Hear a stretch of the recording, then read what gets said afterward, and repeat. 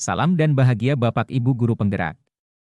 Jumpa lagi bersama saya, Antonius Aloysius Lewar, dari SD Impres Eka Sapta, calon guru penggerak Angkatan 10, Kabupaten Flores Timur. Pada video ini, saya akan memaparkan koneksi antar materi, modul 1.4 tentang budaya positif. Berikut adalah kesimpulan mengenai peran saya dalam menciptakan budaya positif di sekolah. Pengertian budaya positif. Budaya positif adalah nilai-nilai positif yang diyakini sebagai kebiasaan baik oleh seluruh warga sekolah yang membutuhkan konsistensi dalam mewujudkannya dan dibuat dengan tujuan untuk membentuk karakter positif yang sesuai dengan profil pelajar Pancasila. Langkah-langkah strategi untuk mewujudkan budaya positif adalah 1. Mengubah paradigma. Guru dapat mewujudkan budaya positif di sekolah dengan cara mengubah paradigma teori stimulus respon menjadi paradigma teori pilihan, sehingga guru dapat memahami bahwa setiap perilaku murid memiliki tujuan yang didasari oleh 5 kebutuhan dasar manusia. 2. Menerapkan disiplin positif. Disiplin positif menjadi hal paling penting dan utama dalam proses pembentukan budaya positif di sekolah dan menjadi motivasi kita dalam pelaksanaannya. Dalam penerapannya ada banyak faktor yang mempengaruhinya. Diane Gosen dalam bukunya Restructuring School Discipline menyatakan ada 3 alasan motivasi perilaku manusia. Yaitu 1. Untuk menghindari hukuman. 2. Untuk mengharapkan penghargaan.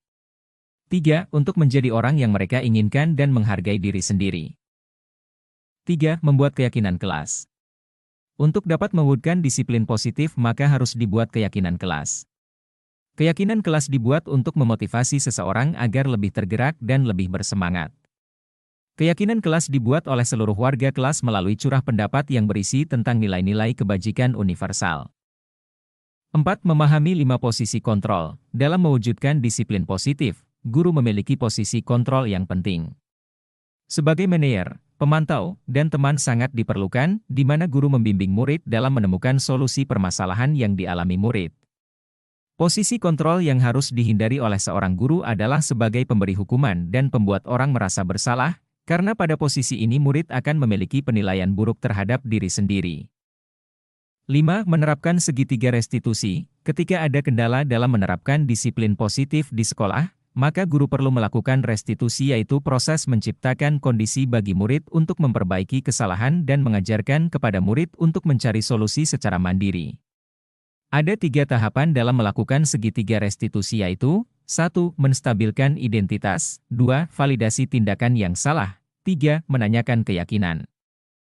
Kaitan budaya positif dengan filosofis Ki Hajar Dewantara, dalam menerapkan budaya positif di sekolah, seorang pendidik harus menjadi teladan dan dapat menunun murid dengan sistem among dengan semboyan ing ngarso sung tulada, ing madya mangun karso, dan tutwuri handayani.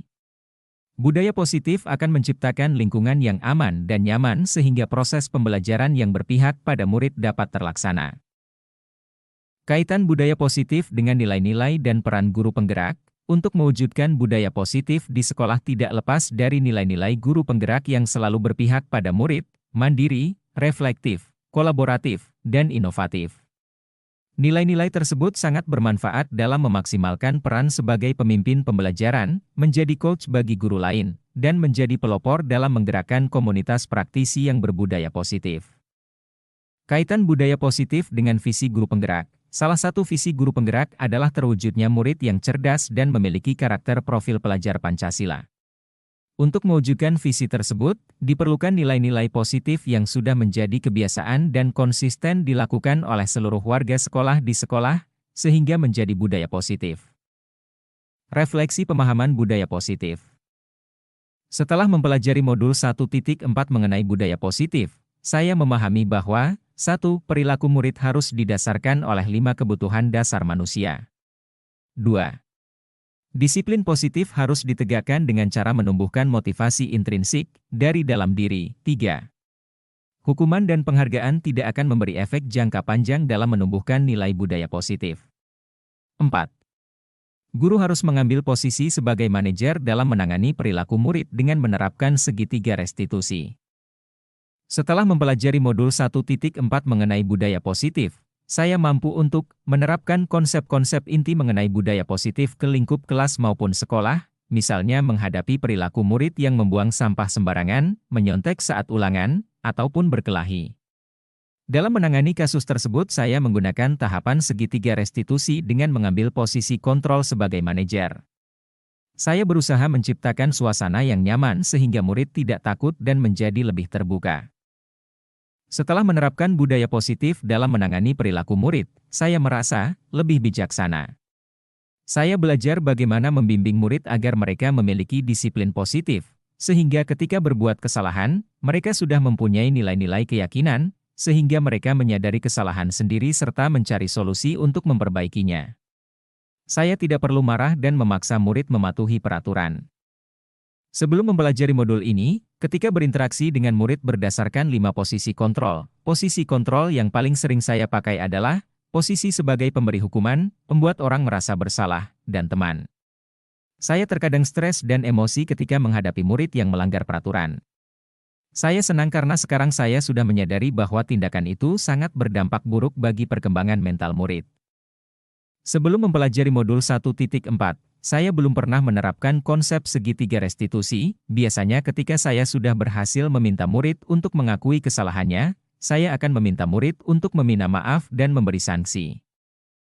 Hal-hal yang menurut saya penting dalam menciptakan budaya positif adalah membangun hubungan kerjasama yang baik antar semua warga sekolah dan dukungan dari berbagai pihak, sehingga perlu adanya kesamaan pemahaman konsep mengenai budaya positif.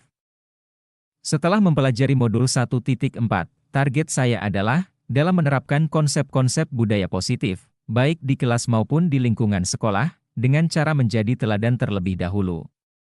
Selain itu, saya akan berbagi pengetahuan yang saya peroleh tentang budaya positif kepada rekan-rekan guru, agar kita memiliki kemauan dan sikap yang sama untuk menerapkan budaya positif di sekolah. Demikian pemaparan saya tentang koneksi antar materi modul 1.4, keterkaitan konsep budaya positif dengan materi pada modul 1.1, 1.2, dan 1.3. Terima kasih sudah menonton video ini. Salam guru penggerak, tergerak, bergerak, menggerakkan.